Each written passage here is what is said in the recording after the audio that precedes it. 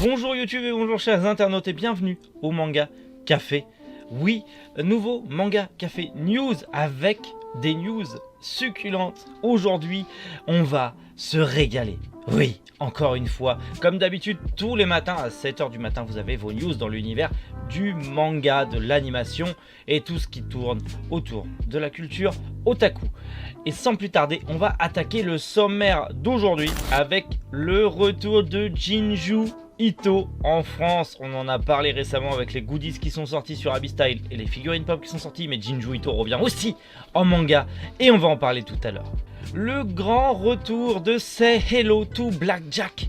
Blackjack revient dans une nouvelle édition chez Naban Éditions et ça fait plaisir. Les éditions Kiyun qui annoncent une nouvelle collection, la collection Toons. L'un des chefs-d'œuvre de la science-fiction adapté en manga est bientôt disponible aux éditions Kiyun. Fait incroyable, il n'y avait pas de censure de Dragon Ball. Tout ça était dû à un piratage.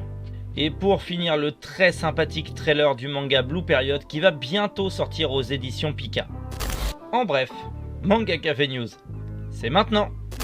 Et on commence avec Junji Ito qui arrive enfin en France, qui revient enfin en France avec 3 mangas aux éditions Delcourt Tonkam avec la réadaptation en format prestigieuse, donc un format de luxe, de Spiral et de Guillot, qui sont juste des pépites. Et surtout Spiral est l'un des plus connus de Jinju Ito, bien que c'est pas le meilleur, mais surtout on a un inédit en France qui n'est pas encore sorti, c'est La Déchéance d'un homme. Voilà, donc La Déchéance d'un homme, ça sera une édition, une nouvelle édition, totalement inédite en France. Ça sort chez Delcourt Tonkam. La sortie est prévue pour le 3 mars prochain. Et bien évidemment que je vais me jeter dessus parce que j'adore Jinju Ito et j'en ai pas dans ma collection alors que j'adore cette œuvre. J'adore ses œuvres, j'adore ce personnage, j'adore les mangas d'horreur qu'il fait. Donc oui, promis, je vais me les procurer et on en parle très bientôt sur la chaîne. Des internes livrés trop tôt à eux-mêmes, il n'est pas rare de confier les gardes de nuit à des jeunes internes.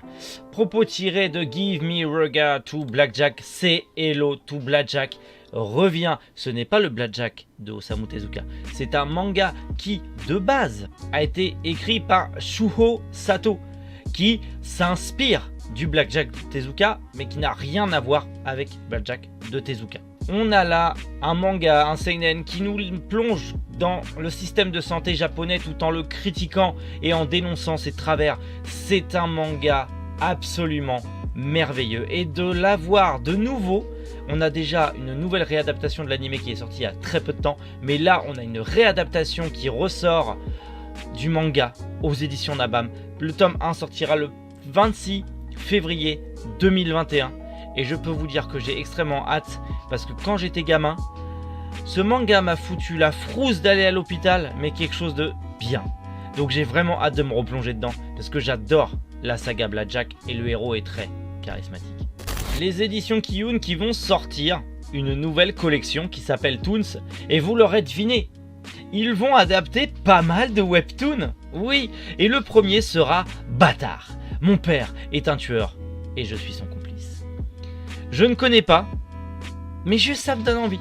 Voilà, donc la collection Toon sera en fait des webtoons sud-coréens. Donc voilà, ça sera l'adaptation de webtoon Kiyun. Et je crois l'un des plus gros éditeurs, parmi des plus gros éditeurs français.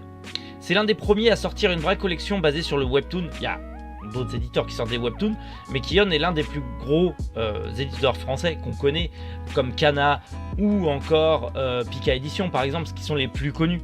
Et donc là, d'adapter des webtoons qui ont un succès monstre, c'était une bonne idée. Et ils l'ont fait. Donc bientôt en mars, le 4 mars 2021, on aura le premier tome de Bâtard. Et je vais m'y intéresser parce que ça a l'air vachement bien et on me dit tellement de bien des webtoons qu'il faut vraiment que je me penche sur le sujet. Et comme j'aime pas lire les scans ou lire sur PC, et bah c'est cool d'avoir un format physique et de pouvoir le lire tranquille, au coin du feu ou avec une bonne tasse de café, comme celle-là par exemple. Voilà. Encore les éditions Kiyun. Décidément, ils n'arrêtent rien, on ne les arrête plus. C'est le 4 février que vous pourrez vous plonger dans l'adaptation de l'un des récits les plus connus de H.G. Wells, La Guerre des Mondes. En attendant le jour fatidique, on vous invite à lire un premier extrait de cette version dynamique et engagée. Lien dans la description et en commentaire épinglé si vous voulez lire l'extrait de la guerre des mondes que je n'ai pas encore lu, mais que je vais m'empresser de lire parce que la guerre des mondes, j'aime énormément la science-fiction. Et là, avoir la guerre des mondes adaptée en manga, si c'est du même acabit que les livres de Lovecraft qui ont été adaptés par Gutanabe, ça va être juste incroyable. Et en plus de ça, ça sera une série courte puisqu'elle ne comportera que 3 tomes. Donc franchement, il n'y a aucune hésitation à avoir, il faut se jeter dessus. La censure de la Shueisha était juste une énorme arnaque. Oui, l'incroyable histoire de la Shueisha. En fait, il s'agissait d'une autre personne qui s'est fait passer pour la Shueisha et qui a harcelé et qui a fait suspendre des tonnes et des tonnes de comptes dans le but d'en attaquer un seul, celui de la Shueisha. Peut-être quelqu'un qui est déçu de Dragon Ball Super, un fan hardcore peut-être de Dragon Ball ou d'une autre série de la Shueisha, et qui a décidé de s'attaquer à tout le monde et de faire croire que la Shueisha menait une politique complète anti-GIF, anti-partage de leur création. Vous rassurez-vous, les PP, les fanarts, les GIFs et les images non scan sont safe. Vous pouvez à nouveau utiliser des images de Dragon Ball Super, Dragon Ball Z et d'autres œuvres de la Shueisha. Donc, ouf, on est sorti de l'auberge. On n'est pas encore vers une dictature du droit à l'image. Allez les gars, on y croit. Blue Period, voilà un petit manga qui arrive avec le trailer tout juste publié par les éditions Pika. C'est un manga qui va arriver aux éditions Pika très prochainement et qui traite de la période bleue de Picasso. Un peu, c'est de la peinture, de l'art tout simplement. Et je pense qu'avoir un manga qui sort de l'ordinaire, qui ne parle pas forcément de shonen neketsu de baston, et avoir quelque chose qui parle un petit peu de beauté, d'art, et avoir quelque chose qui change de tous ces mangas de bagarre, et ça fait du bien.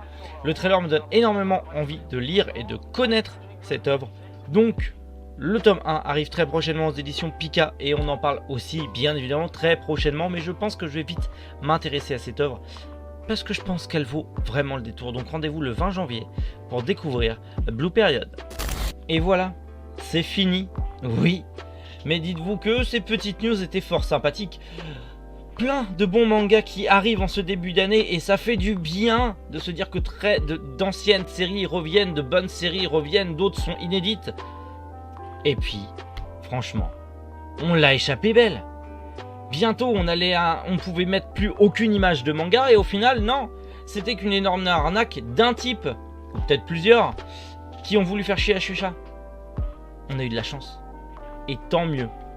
Bref, si vous aimez ce format, et je sais que vous l'aimez, n'hésitez pas à mettre un pouce, à mettre la cloche et à vous abonner pour ne louper aucun épisode. Rendez-vous tous les matins à 7h du matin pour continuer à voir ces épisodes et suivre l'actualité manga, animé et otaku. En attendant, prenez soin de vous et passez une agréable journée. On se retrouve demain pour de nouvelles news. C'était Méric. Bonjour les internautes.